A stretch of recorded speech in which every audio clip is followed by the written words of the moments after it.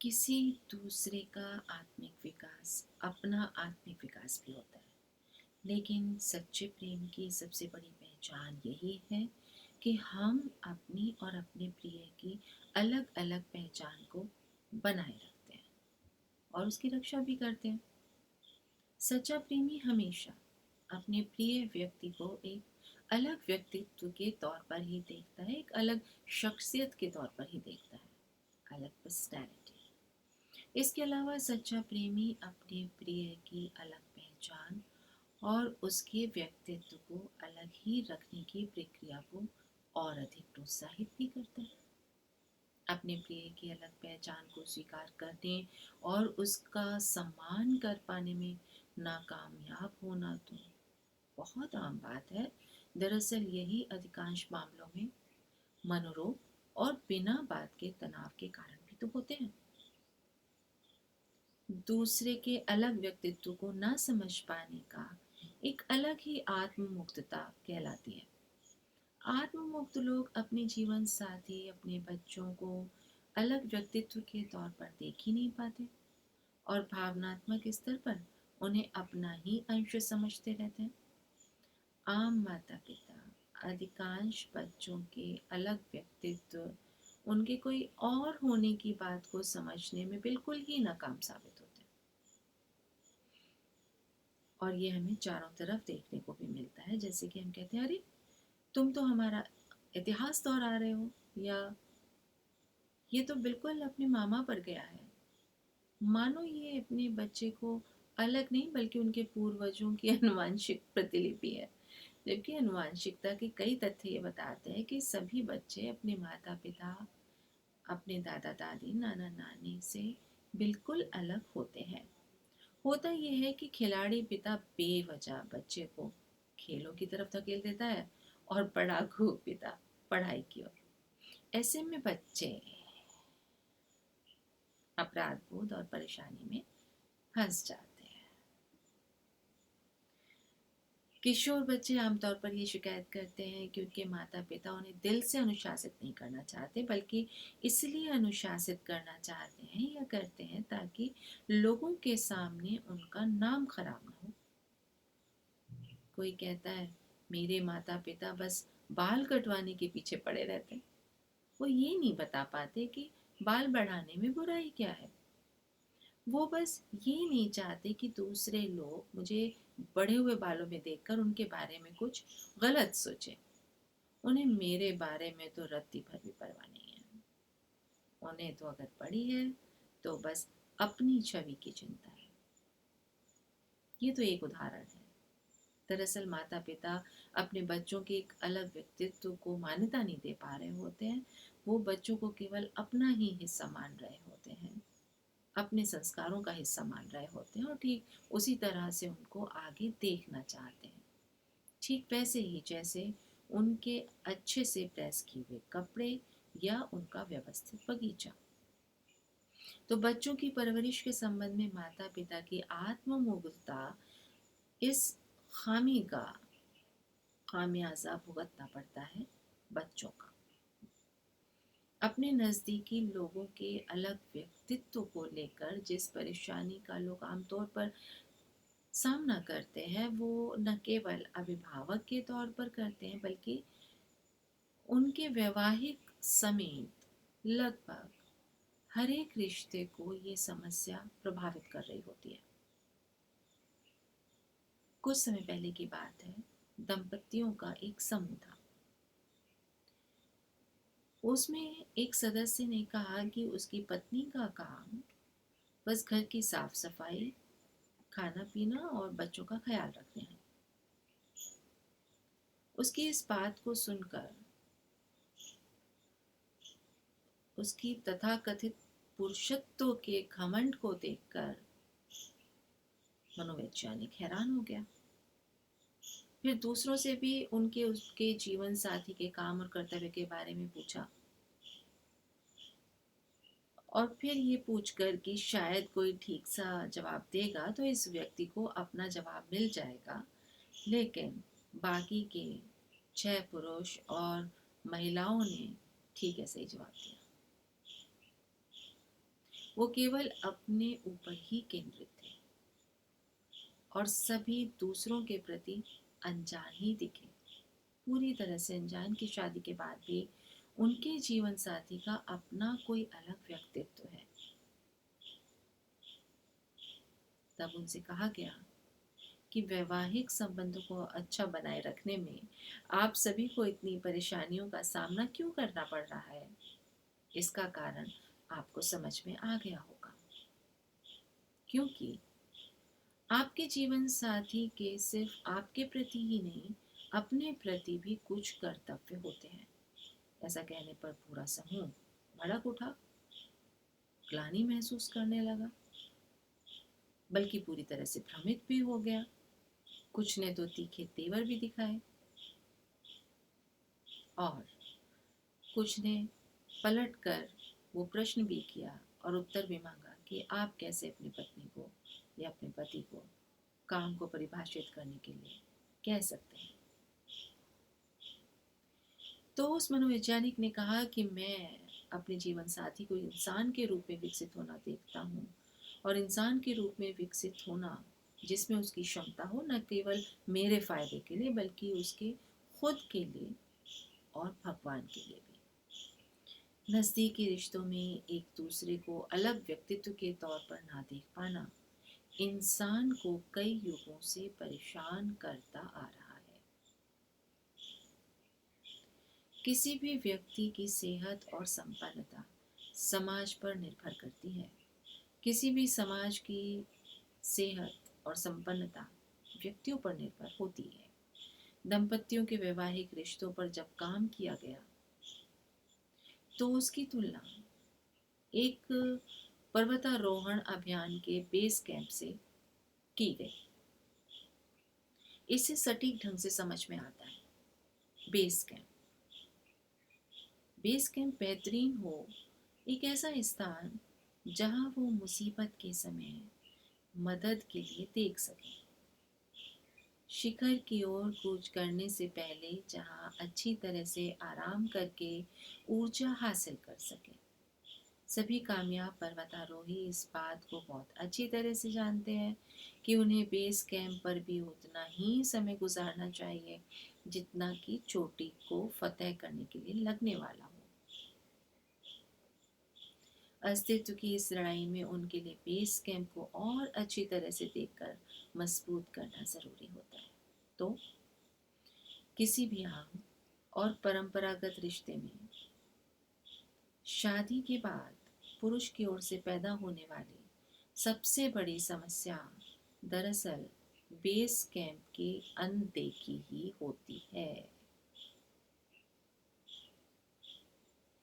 वो base camp को मजबूत करने में जरा सा भी योगदान नहीं देना चाहता, लेकिन ये चाहता है कि जब भी वो आराम करना चाहे या उस पर मुसीबत आए तो उसे यहाँ पूरी सुविधा और पूरा सुकून मिले।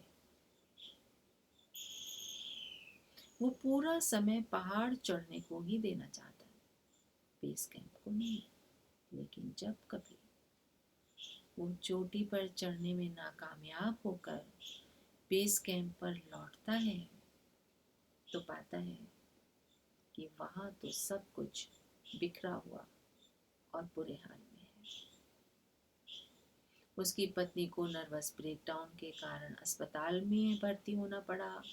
बच्चे इधर उधर हो गए हैं, या वो उसके घर को छोड़कर जा चुकी है, या किसी और तरीके से उसने भी बेस कैंप पर ध्यान देना पूरी तरह से छोड़ दिया है। महिलाओं की ओर से वैवाहिक रिश्ते में पैदा होने वाली सबसे आम और परंपरागत समस्या ये है कि अधिकांश महिलाएं शादी होने के बाद ये मान लेती हैं कि उन्हें उनका अंतिम लक्ष्य मिल गया है, यानी वो बेस कैंप को ही पहाड़ की चोटी मान लेती हैं। ऐसे में वो अपने पति की ज़रूरतों, इच्छाओं, ख्वाहिशों और महत्वाकांक्षाओं को समझ पाने में नाकाम साबित हो जाती हैं। तब वो ईर्ष्यालु हो जाती हैं, झगड़ालू हो जाती हैं और पति से उनकी उम्मीद और मांगों का पुलिंदा बढ़ता जाता है। वो पति से हमेशा यही शिकायत करती रहती हैं कि वो घर पर और अधिक ध्यान क्यों नहीं देता। ऐसे में रिश्ते में घुटन बढ़ती जाती है, क्योंकि पत्नी ने अपने ऊपर, अपने आत्मिक विकास पर ध्यान देना बंद कर दिया होता है। उसे जो कुछ चाहिए वो सिर्फ पति से चाहिए होता है। और कई बार पति को ये लगने लगता है कि वो फंस सा गया है,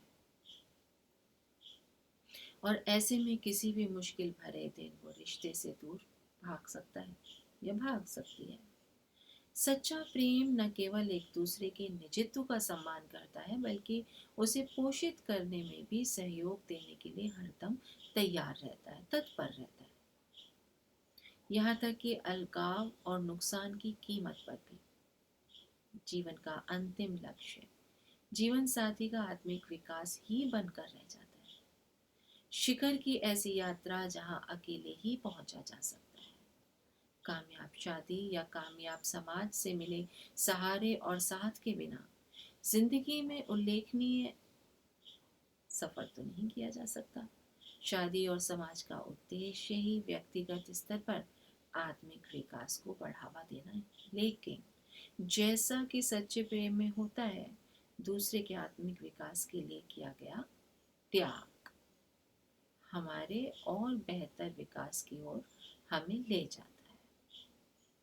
कामयाबी के शिखर को अकेले चुनकर लौटे विवाह और समाज की ओर दोबारा वापसी शादी और समाज को और अधिक ऊंचाई पर ले जाती है। इस तरह से व्यक्तिगत और सामाजिक विकास एक दूसरे पर निर्भर तो है, लेकिन ज्यादातर ये एकल प्रयासों से ही हासिल किए जा सकते हैं। तो हमने यही समझा था कि प्रेम प्रयासों का ही परिणाम है। तो समाज की उन्नति करनी हो, स्वयं की उन्नति करनी हो, तभी प्रयास प्रेम है।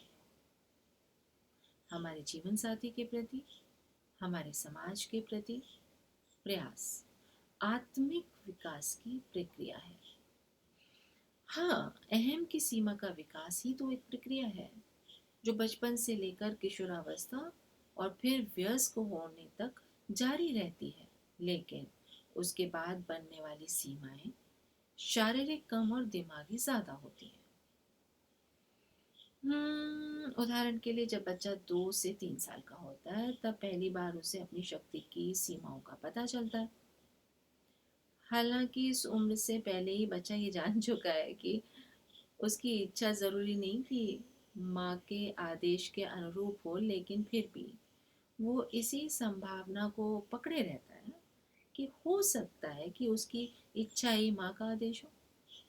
और वो ये महसूस करता है कि उसकी इच्छा और उसकी माँ का आदेश शायद एक ही चीज है, क्योंकि मैं का विकास इस दौरान विकसित होने लगता है। शिशु और माँ के बीच का संवाद, ये संपर्क ही बच्चे के अपने माँ से अलग होने का एहसास विकसित होने का आधार है। जब माँ और शिशु के बीच का संवाद गड़बड़ा जाता है, उदाहरण के लिए माँ के नहीं होने या उसके विकल्प नहीं होने, या फिर अपनी बीमारी या दिमागी हालत के कारण माँ बच्चे का ख्याल नहीं रख सकती या रुचि नहीं लेती, तब शिशु का एक ऐसे बच्चे और फिर ऐसे किशोर के तौर पर विकास होता है जिसकी अपने अस्तित्व को लेकर सोच में ही कई आधारभूत खामियां आ जाती हैं।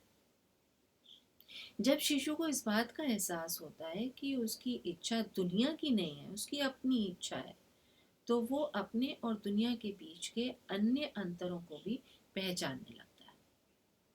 2 साल का बच्चा आमतौर पर एक तानाशाह की तरह अपने माता पिता, भाइयों बहनों या फिर घर के पालतू जानवर पर इस तरह से रौब जमाता है, हुक्म चलाने की कोशिश करता है मानो वो उसकी सेना का हिस्सा हो। और जब उनकी आदेश का उल्लंघन होता है तो उसका पारा 7वें आसमान पर चढ़ जाता है। माता पिता आमतौर पर इस उम्र का जिक्र परेशान करने वाली 2 वर्ष की आयु के तौर पर करते हैं। हम सब कहते हैं, इसने तो परेशान कर दिया है, कभी इधर भागता है, कभी उधर भागता है, कभी ये चाहिए, कभी वो चाहिए। और 3 वर्ष की आयु तक आते आते बच्चे को अपनी ताकत का एहसास हो जाता है, अपनी सीमाओं का एहसास हो जाता है। इससे उसके स्वभाव की उग्रता कुछ हद तक कम हो जाती है। उस पर नियंत्रण करना, उसे समझाना थोड़ा आसान हो जाता है। हालांकि 3 साल के बच्चे ने अपनी ताकत की सीमाओं को जान लिया होता है और स्वीकार कर लिया होता है, फिर भी आने वाले सालों में भी वो खास तौर पर खुद के सर्वशक्तिमान होने के संभावना के सपने में जी रहा होता है, उतर रहा होता है, डूब रहा होता है। फिर धीरे धीरे सुपर हीरो वाली उसकी फैंटेसी का अंत हो जाता है और किशोरावस्था के बीच की उम्र में युवाओं को इस बात का अनुभव हो जाता है कि उनका अपना एक अलग व्यक्तित्व है, जो शरीर और ताकत की सीमाओं से बंधा हुआ है। दोनों ही काफी कमजोर सी बातें, जिनका अपने जैसे दूसरे लोगों के समूह, जिसे हम समाज कहते हैं, के साथ ही वजूद है।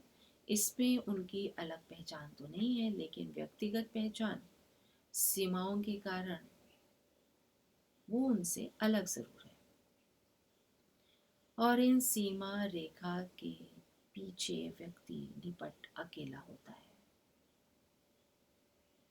कुछ मनोवैज्ञानिक कहते हैं कि वे अपने बचपन की दुखद दर्द भरे अनुभवों के कारण ये सोच विकसित कर लेते हैं कि बाहर की दुनिया बहुत खतरनाक, आक्रामक, भूल भुलैया जैसी है और विकास में बाधा की तरह है। ऐसे लोगों को अकेलेपन में यही सीमाएं राहत और सुरक्षा का आभास देती हैं, मगर हम में से अधिकांश को अकेलेपन का दर्द असहनीय लगता है और हम उससे भागकर एक ऐसी दुनिया में जाना चाहते हैं जहां हमारा निजी पहचान दुनिया के सामने रिश्ता बना ले। किसी के प्रेम में पड़ना दुनिया की ओर से इसी तरह का भागना ही है, लेकिन ये अस्थायी है। प्यार में पड़ने की इस प्रक्रिया का आधारभूत तत्व है व्यक्ति की अहम की सीमाओं का एकाएक खत्म हो जाना। एक व्यक्ति को अपनी पहचान को दूसरे की पहचान के साथ जोड़ने का मौका देना, स्वयं का अपने आप से एकाएक छुटकारा, अपने प्रिय व्यक्ति में अपने होने का एहसास गुम हो जाना और एकाकीपन का एकाएक समाप्त हो जाना। अहम की सीमाओं के ऐसे खात्मे में, समाप्ति में हम में से अधिकतर को चरम आनंद की अनुभूति होती है और हमारा प्रियजन एक है ऐसा एहसास होता है। तो प्रेम में पड़ना जिंदगी की ओर लौटना ही है। अपने प्रिय के साथ मिलन शिशु काल में माँ के साथ गुजारे वक्त की तरह ही होता है। इस मिलन में हमें सर्वशक्तिमान होने का वो पुराना एहसास भी मिल जाता है जिसे हमें बचपन के दौरान छोड़ना पड़ा था। जब हर बात संभव लगने लगती है। अपने प्रिय के साथ हमारा मिलन हम में ऐसा भाव भर देता है कि हम दुनिया का बड़े से बड़ा काम करने लायक हो गए। हमें महसूस करने लगते हैं कि हमारे प्यार की ताकत के आगे सारा विरोध समाप्त होकर अंधेरे में गुम हो जाएगा। सभी समस्याएं हल हो जाएंगी, भविष्य बेहद उज्जवल हो जाएगा। लेकिन इन भावनाओं की वास्तविकता उतनी ही खरी है जितनी कि उस 2 साल के बच्चे की, जो असीमित ताकत के साथ परिवार और पूरी दुनिया पर राज करने का सपना देखता था। जिस तरह से 2 साल के बच्चे को अपने सर्वशक्तिमान होने के, खुशफहमी के खोखला होने का अनुभव एक दिन हो जाता है, प्रेम की कल्पनाओं में डूबते उतरते युगल को भी सच्चाई का एहसास हो ही जाता है। आज नहीं तो कल। रोजमर्रा की समस्याओं के बीच निजी इच्छाएं सिर उठाने लगती हैं।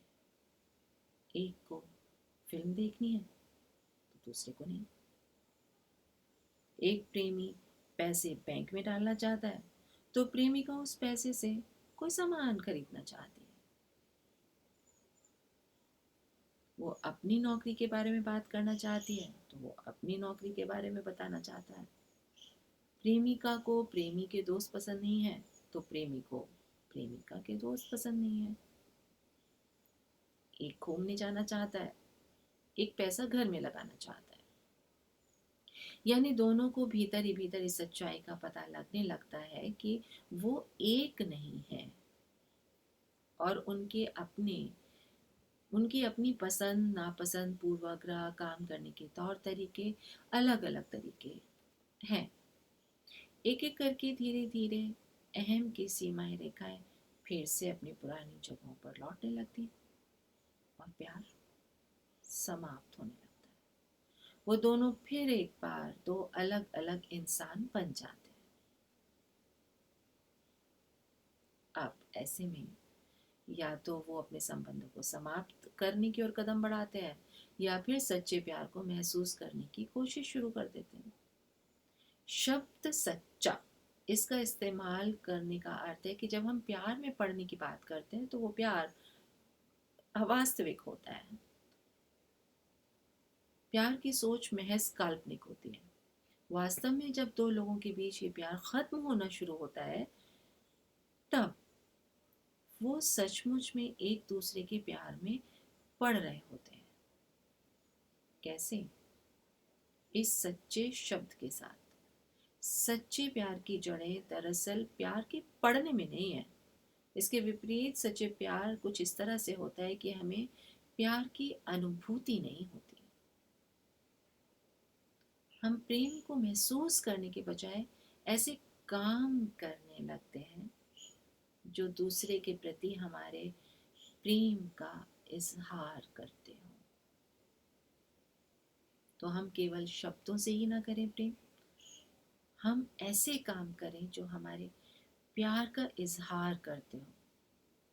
तभी होगा वो सच्चा प्यार, जिसमें होगा हमारा अपना, हमारे साथी का, हमारे समाज का आत्मिक विकास और ईश्वर से प्रेम। यही तो है जिसमें होता है हमारा आत्मिक और आध्यात्मिक विकास। तो हम केवल शब्दों में ना पढ़ें ईश्वर से, हम ऐसे काम करें ईश्वर के लिए जिससे उसे एहसास हो कि हम उसे सच्चा प्रेम करते हैं। हम केवल कहना नहीं चाहते, हम महसूस कराना चाहते हैं। तो केवल महसूस करा सकते हैं अपने कामों से, अपने आत्मिक और आध्यात्मिक विकास से। तो इस शुभकामना के साथ कि इस परिवार के अंदर और इस परिवार के बाहर हम करेंगे सच्चा प्यार। इस शुभकामना के साथ कि दिन हो आपका प्यार भरा, मुझे दीजिए अनुमति। ओम नमस्ते जी।